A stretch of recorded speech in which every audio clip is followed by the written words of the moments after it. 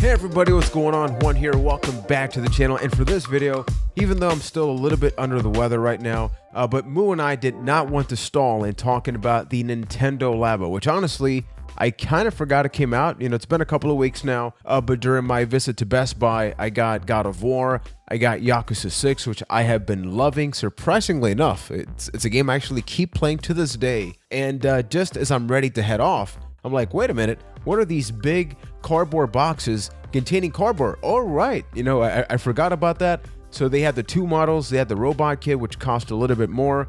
They also had the variety kit, which is the one that I ended up getting. And right behind me, these are actually some of the items that we have built as a result of the Nintendo Labo. So as of this point, my wife and I have only built two of these things. We actually did a live stream.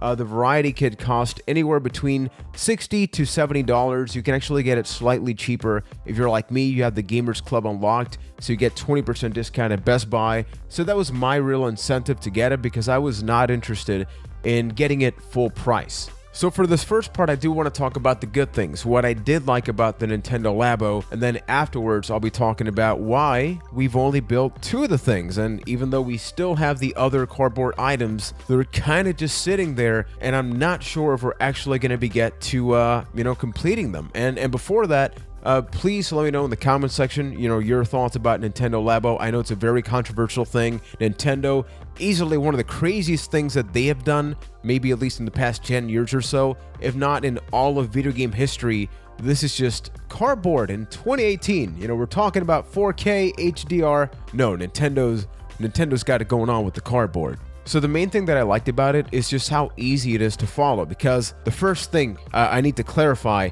this takes time. If you're thinking that you're going to buy the box in about 1 or 2 hours, you're going to have everything set in stone, that's not going to happen. But it is pretty easy to follow because in addition to the actual cardboard, which it's pretty easy to poke out, the holes and all that stuff, you do actually get a game cartridge. And when you're first going into that, it does divide it in create, play, and other features. And say you want to do something like build the RC car, which is the first thing that we did after the tutorial, which just helps you build this little thing for the Joy-Cons. Nothing really fancy, just to get you warmed up in case you're not familiar with using cardboard. But you do get to build something like this.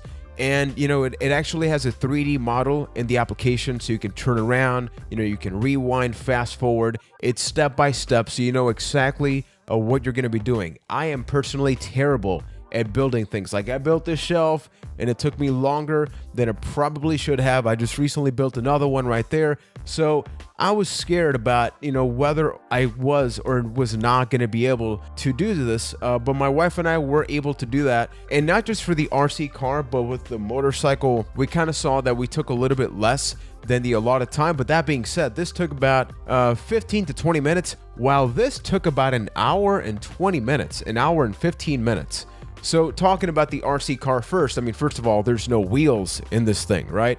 But the whole thing is that you put the Joy-Cons on the sides, and then the actual vibration of the Joy-Cons is what creates the movement. And I'll be honest, when I first saw that happening, I was kind of overwhelmed because it's pretty cool. The fact that they handled that, I would love to be in a meeting where they were just like, hey, you know what? We're going to take the wheels off. We're going to let the vibration do the talking. And I'm 28 years old right now. And I was very surprised by this. I can imagine 8-year-old, 9-year-old Juan looking at that, being like, holy crap, the future is now.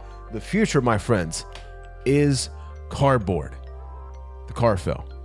Now, once you're actually done building the RC car, it's a nice novelty thing. You do get this application where you actually get to see a somewhat of a camera due to the infrared sensor in one of the Joy-Cons, and you can move it around. You can modify the hertz in case your RC car moves to the side. But it is very much this thing of, hey, it's pretty cool. You built it. Here's the outcome. It's kind of a letdown because after the first time you do it, afterwards it's kind of like, okay, I'd rather actually be playing something like Mario Kart or anything else. And then ultimately, then you have this, which you can't put away. You can't get this sweat. Like, say I accidentally spilled some water on this, it would have to go to the trash can. And yes, Nintendo does have the PDFs or whatever so you can print out, make your own. You can actually buy your own additional versions of this cardboard if you were to ruin it. But honestly, I'll get to talking about what I didn't like. Okay, we're still going with the positive route, and that takes me to the big project that we did build, which is this motorcycle thing, because I'm not sure.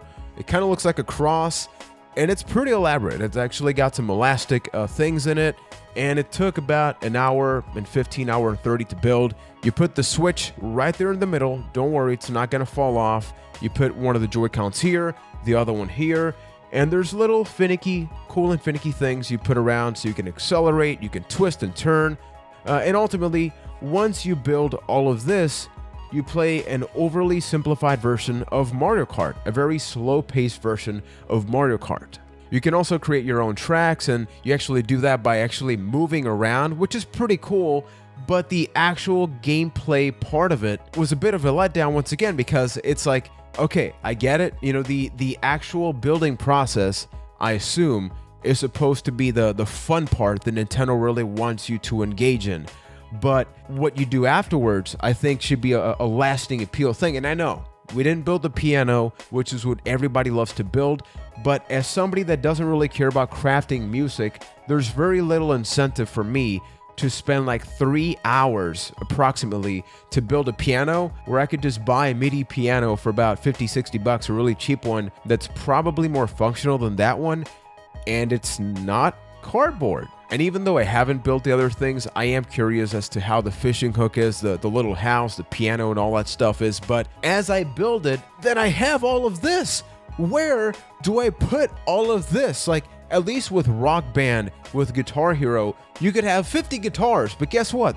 They're plastic. So like, you're not concerned about, hey, if I stack something on top of it, it's not gonna break. Whereas with this, there's been a couple of occasions where I'm like, okay, so this is legitimately taking up unnecessary space for something that I'm probably not going to use ever again. And with that, I got to talk about the things that I didn't like about this, because, you know, the cardboard itself is actually fine. It's way sturdier than I thought it would be. And once we actually built it, at no point did I think it was going to break down or bend or something like that. So that is not my concern. But for me, and I know that this is not for everybody else, the price, the time investment, and ultimately the reward of what you actually do once you build these things are simply not worth it, because there are better video games out there that have the exact same elements that these games have. As I mentioned, if you want to do motorcycle, if you want to do RC, if you want to do any of that, you know, you actually buy a little toy car. You can buy miniature ones on Wish for probably like $5. Get Mario Kart 8 Deluxe. But at the same time, being devil's advocate, because I know a couple of you may comment on this, and I agree, this is not for somebody like me. The reason that I got this is because I wanted to be objective and be like, okay, I'll give this a shot.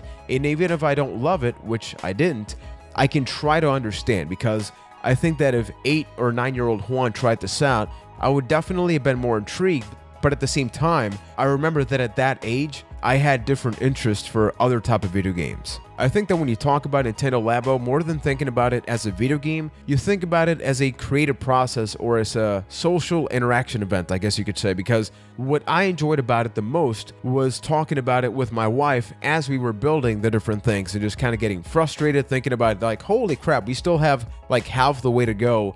But the conversations that we were having and just seeing how these things were put together, like that kept me motivated to actually finish building this. Whereas if I was by myself, I don't think I would have personally finished building the motorcycle thing. Maybe the RC car and the little things that maybe take, you know, upwards of 60 minutes tops to build, but there's very little incentive to do the rest. And then when you talk about lasting appeal, I get it. The piano is super cool. You got the robot kit, which, I mean, that in itself is an entire weekend project. And I mean, this entire thing, if you wanted to build every little part of the variety kit, you're looking at probably 8 to 10 hours. Maybe I'm exaggerating, maybe I'm not, but it's definitely not going to be below 4 hours, because the piano itself takes a lot of time. And now that I've talked about what I think about it and why it's not for me, I guess the next question is just, who is this for, right? Is it for a specific demographic, age range? So I think that one of the key things is something like Nicole and myself, maybe for couples, maybe for casual gamers, you want to pull somebody in. So you do that through a creative process of let's build these different things. And ultimately it takes you to a motorcycle game.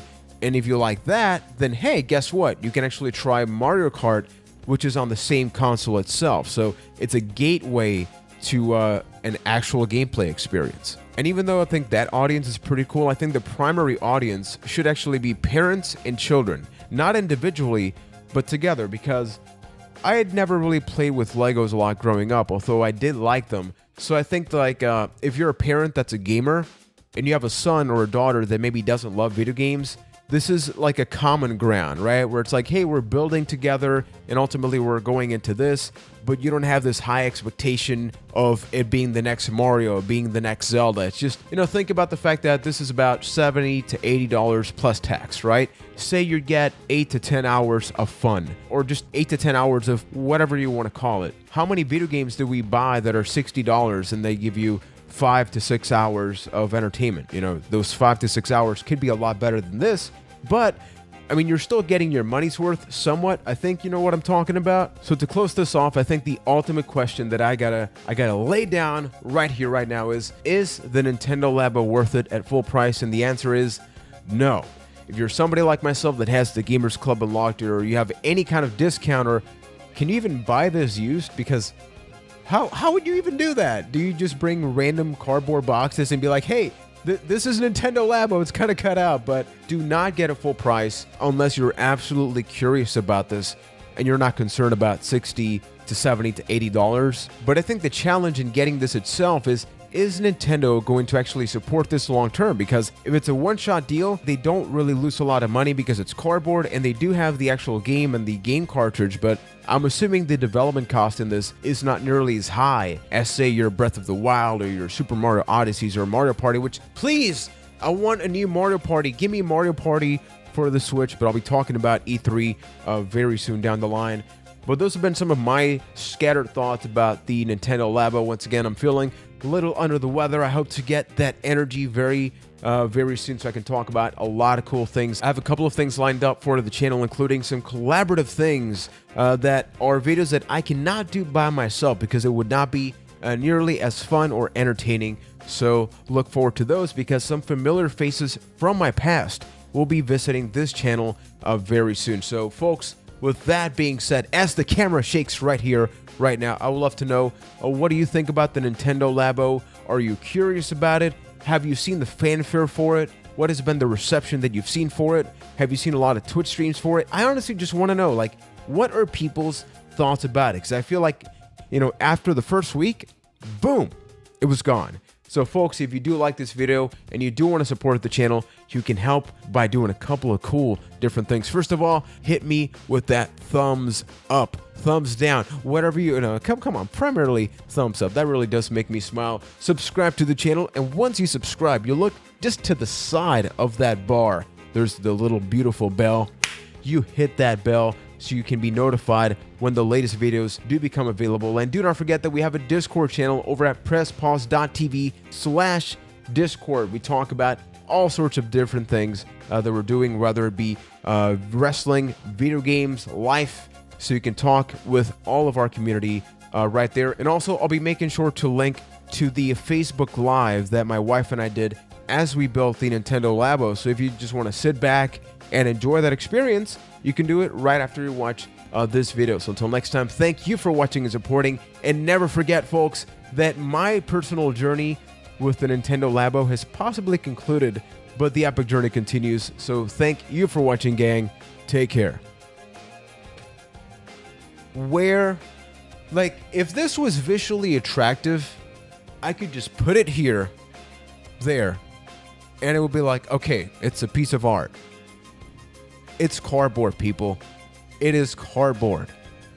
I can put stickers on it, but that's as far as it goes. What would you do with it?